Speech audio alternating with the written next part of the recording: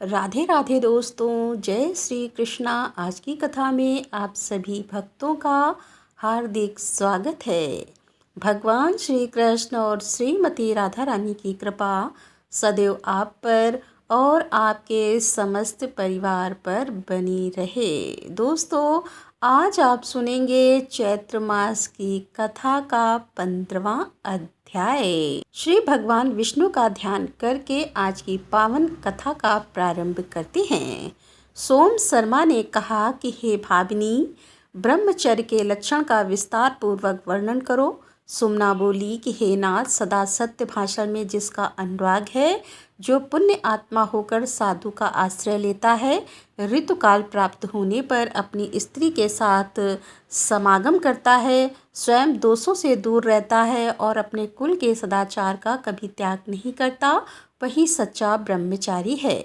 हे दुष्श्रेष्ठ, यह मैंने गृहस्थ के ब्रह्मचर्य का वर्णन किया है। यह ब्रह्मचर्य गृहस्थ पुरुषों को सदा मुक्ति प्रदान करने वाला होता है। अब मैं अतिथियों तथा सन्यासियों के ब्रह्मचर्य का वर्णन करूंगी। आप ध्यान पूर्वक सुने। अतिथियों को चाहिए कि वह इंद्रिय संयम और सत्य से युक्त होकर पाप से सदा डरता रहे। गृहस्थ के ब्रह्मचर्य का वर्णन किया है। यह ब्रह्मचर्य गृहस्थ पुरुषों को सदा मुक्ति प्रदान करने वाला होता है। अब मैं यतियों का अर्थात सन्यासियों के ब्रह्मचर्य का वर्णन करती हूँ। आप ध्यान देकर सुने। यति को चाहिए कि वह इंद्रिय संयम और सत्य से युक्त होकर पाप से सदा डरता रहे तथा स्त्री के संग का परित्याग करके ध्यान और ज्ञान में निरंतर संलग्न रहे। यह यतियों का ब्रह्मचर्य बतलाया गया है। अब आपके समक्ष वानप्रस्थ के ब्रह्मचर्य का वर्णन करती हूँ। आप सुनिए।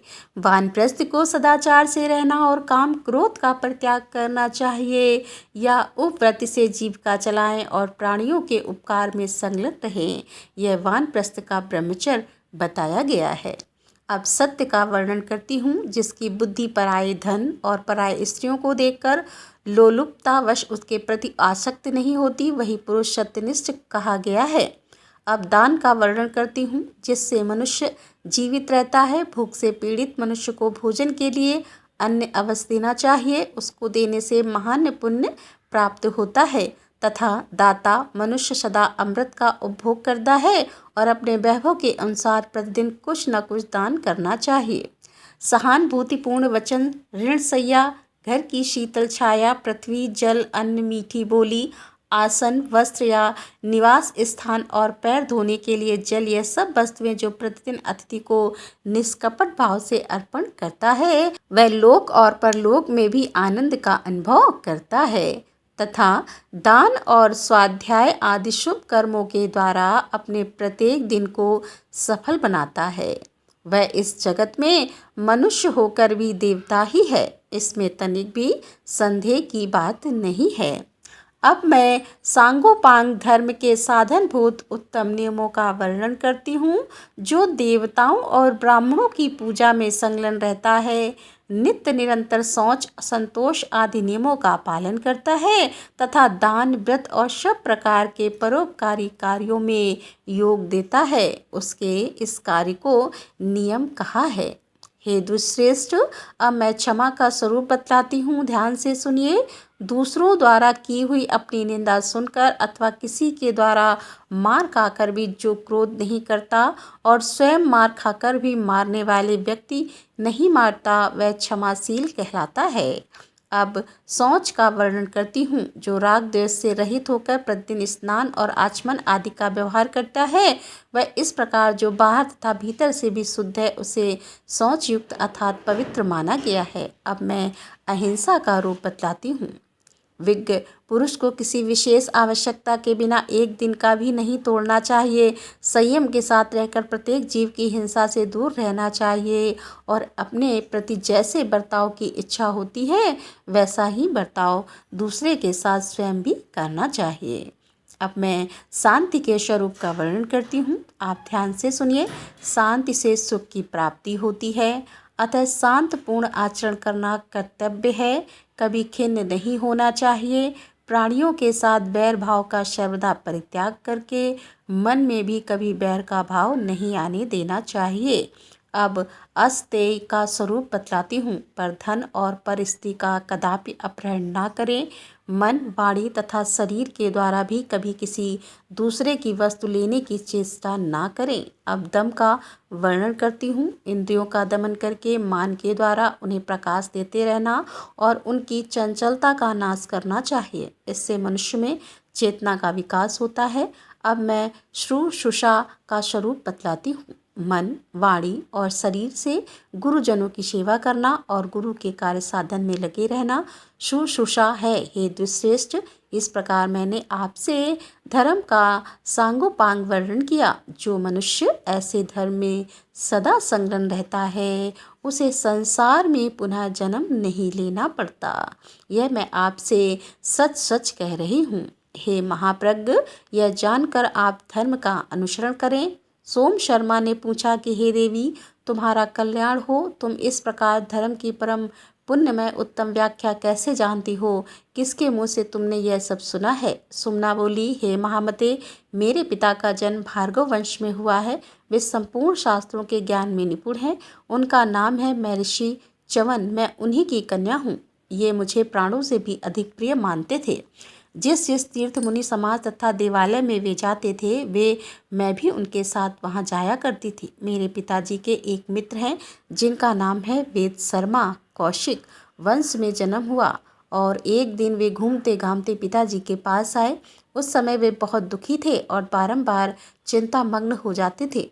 तब उनसे मेरे पिताजी ने कहा कि हे सुब्रत, मालूम होता है कि आप किसी दुख से संतप्त हैं। आपको दुख कैसे प्राप्त हुआ है?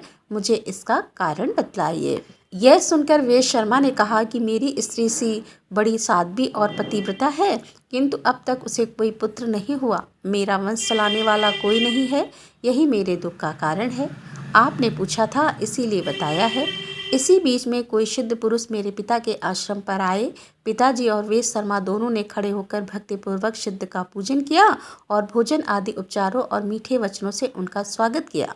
फिर आपने जिस प्रकार से पहले प्रश्न किया था उसी प्रकार उन दोनों ने भी सिद्ध से अपने मन की बात पूछी। तब धर्मात्मा सिद्ध ने मेरे पिता और उनके मित्र से इस प्रकार कहा कि धर्म के अनुष्ठान से ही स्त्री, पुत्र और धन धान्य की प्राप्ति होती है। उनके उपदेश से वेद शर्मा ने धर्म का अनुष्ठान पूरा किया। उस धर्म से उन्हें महान सुख और सुयोग पुत्र की प्राप्ति हुई। उन सिद्ध महात्मा के संग से ही धर्म के विषय में मेरी बुद्धि का ऐसा निश्चय हुआ। सोम शर्मा ने पूछा कि हे प्रिय, धर्म से कैसी मृत्यु और कैसा जन्म होता है? शास्त्र के अनुसार उस मृत्यु और जन्म का लक्षण जैसा निश्चित किया गया हो वह सब मुझे बताओ। सुमना बोली कि हे प्राणनाथ, जिसने सत्य, शौच, क्षमा, शांति, तीर्थ और पुण्य आदि के द्वारा धर्म का पालन किया है उसकी मृत्यु का लक्षण बतलाती हूँ। धर्मात्मा पुरुष को मृत्यु के समय कोई रोग नहीं होता। उसके शरीर में कोई पीड़ा नहीं होती। श्रम, गलानी, श्वेद और शाभ्रांति व उपद्रव भी नहीं होते। गीत, ज्ञान विशारद, दिव्य रूप भारी गंधर्व और वेद पाठी ब्राह्मण उसके पास आकर मनोहर स्तुति किया करते हैं। वह स्वस्थ रहकर सुखदायक आसन पर विराजमान होता है अथवा देव पूजा में बैठा होता है। ऐसा भी हुआ करता है कि धर्मपरायण बुद्धिमान पुरुष मृत्यु काल में स्नान के लिए तीर्थ स्थान में पहुंचा हुआ हो। अग्निहोत्र गृह, गौशाला, देव मंदिर, बगीचा, पोखरा, पीपल या बड़ का वृक्ष तथा पाकर अथवा बेल का पेड़ या मृत्यु के लिए पवित्र स्थान माने गए हैं। धर्मात्मा पुरुष धर्मराज के दूत को प्रत्यक्ष देखता है। वे स्नेह से युक्त और मुस्कुराते हुए दिखाई देते हैं। वह मरने वाला जीव स्वप्न, मोह तथा क्लेश के अधीन नहीं होता। धर्मराज के दूत उससे कहते हैं कि हे महाभाग्य, परम बुद्धिमान धर्मराज आपको बुला रहे हैं। और दूतों की यह बात सुनकर उसे मोह और संदेश नहीं होता। उसका चित्त प्रसन्न हो जाता है। वह ज्ञान विज्ञान से संपन्न होकर भगवान श्री विष्णु का स्मरण करता है और संतुष्ट एवं हर्षचित होकर उन दूतों के साथ चला जाता है। सोम शर्मा ने पूछा कि हे भद्रे, पापियों की मृत्यु किन लक्षणों से युक्त होती है? उसका भी विस्तार पूर्वक वर्णन करो। तब सुमना बोली कि हे प्राणनाथ सुनिए, मैं महापात की मनुष्यों की मृत्यु के स्थान और चेष्टा का वर्णन करती हूँ। दुष्टा, कर्मांड आदि अपवित्र वस्तुओं से युक्त और पापियों से भरे हुए भूभाग में रहकर बड़े दुख से प्राण त्याग करता है। चांडाल के स्थान पर जाकर दुखपूर्वक मरता है। गधों से घिरी हुई भूमि में वैश्या के भवन में तथा चमार के घर में जाकर वह मृत्यु को प्राप्त होता है। हड्डी, चमड़े और नखों से भरी हुई पृथ्वी पर पहुंचाकर दुष्टा कमाट की चेष्टा का वर्णन करती हूँ। वे अत्यंत भयानक, घोर और दारुण रूप धारण किए आते हैं। उनके शरीर अत्यंत काले, पेट लंबे और आंखें कुछ कुछ काली होती हैं, आंखें कुछ कुछ लाल होती हैं, कोई पीले, कोई नीले और कोई अत्यंत सफ़ेद होती हैं। पापी मनुष्य उन्हें देखकर कांप उठता है, उसके शरीर से बारंबार पसीना छूटने लगता है। अब मैं दुखी जीव की चेष्टा बताती हूँ। लोभ और स्वाद से मोहित होकर पापी पुरुष जो पराये धन और पराये स्त्रियों का अपहरण किए रहते हैं, पहले दूसरे से ऋण लेकर बाद में उसे चुका नहीं पाते तथा असक्त की मृत्यु से पहले वे जितने भी पाप का आचरण किए रहते हैं, वे सभी महापाप के कंठ में आकर उसके कफ को रोक देते हैं और दुख पहुंचाते हैं। असह पीड़ा से उसका कंठ घर घंटी। इस प्रकार लोभ और मोह से युक्त मनुष्य सदा मूर्छित होकर ही मनुष्य ही प्राण त्यागता है। तत्पश्चात यमराज के दूत उसे यमलोक में ले जाते हैं। उस समय जो उसको दुख भोगना पड़ता है उसका वर्णन करती हूँ। जहाँ ढेर के ढेर अंगारे बिछे होते हैं, उस मार्ग पर पापी को घसीटते हुए लाया जाता है। वहाँ वह दुष्टा अपमानित जीव बारंबार आग में जलता और झटपटाता है। जहाँ 12 सूर्य के ताप से युक्त अत्यंत तीव्र धूप पड़ती है, उसी मार्ग से उसे पहुंचाया जाता है। वहाँ वह सूर्य की प्रचंड किरणों से संतप्त और भूख प्यास से पीड़ित होता रहता है। यमदूत प्यास से उसे गदा, डंडे और फरसों से मारने, कोड़ों से पीटते तथा गालियाँ सुनाते हैं। तदंतर वे पापी को उस मार्ग पर ले जाते हैं जहाँ जाड़ा अधिक पड़ता है और ठंडी हवा का झोंका सहना पड़ता है। पापी पुरुष शीत से पीड़ित होकर उस मार्ग को तय करता है। यमदूत उसे घसीटते हुए नाना प्रकार के दुर्गम स्थानों में ले जाते हैं। इस प्रकार देवता और ब्राह्मणों की निंदा करने वाले संपूर्ण पापों से युक्त दुष्ट आत्मा पापी पुरुष को यमराज के दूत यमलोक में ले जाते हैं। वहां पहुंचकर वह दुष्टा यमराज को काले अंजन की राशि के समान देखता है। वे उग्र, दारुण और भयंकर रूप धारण किए भैंसे पर सवार दिखाई देते हैं। अनेकों यमदूत उन्हें घेरे खड़े रहते हैं। साथ ही सब प्रकार के रोग और चित्रगुप्त भी उपस्थित होते हैं। हे दुष्ट, उस समय भगवान धर्मराज का मुख विक दाढ़ के कारण अत्यंत भयानक और काल के समान प्रतीत होता है। यमराज धर्म में बाधा डालने वाले उस महापापी दुष्ट को देखते और अत्यंत दुखदायी दुस्साहस अस्त्रों, शस्त्रों द्वारा पीड़ा पहुंचाते हैं, उसे कठोर दंड देते हैं।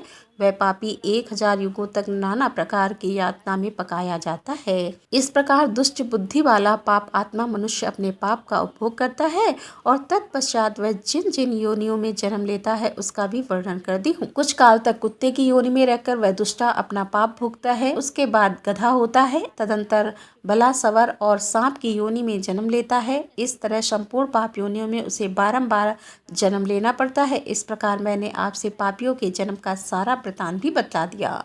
राधे राधे, जय श्री कृष्णा। आज की कथा का यहीं पर समापन करती हूँ। उम्मीद करती हूँ कि आज की कथा आपको ज़रूर पसंद आई होगी। यदि कथा पसंद आई हो तो वीडियो को लाइक शेयर ज़रूर कीजिए। तो दोस्तों, मिलते हैं अगले वीडियो के साथ। तब तक के लिए राधे राधे, जय श्री कृष्णा, हर हर महादेव, जय भोलेनाथ की।